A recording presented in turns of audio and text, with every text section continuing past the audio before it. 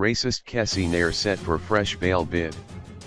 Convicted fraudster and race-rant accused Kessie Nair is expected to launch a fresh bid for bail, and wants Magistrate Ncumisa Gcolotela to recuse herself.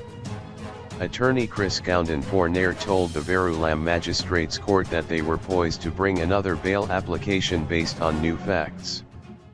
Furthermore, they would apply to have Gcolotela recuse herself so the application can be heard by another magistrate.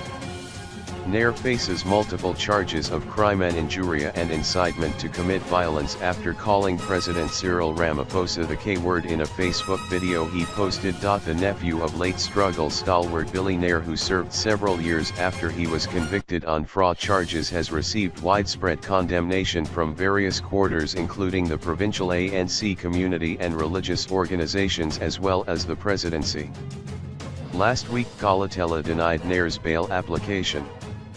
In delivering her ruling, she accused him of using the dock as a soapbox from which to further defame a long list of people. He attacked the characters of so many people in his affidavit. He insulted the investigating officer, who he referred to as being insane, a lunatic and a sangoma. He refers to the senior prosecutor as being corrupt, and he attacked the integrity of the senior magistrate and so many others, she said.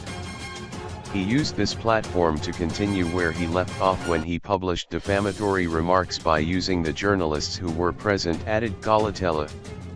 The matter was adjourned so that Gounden could furnish the state with his new facts in the case.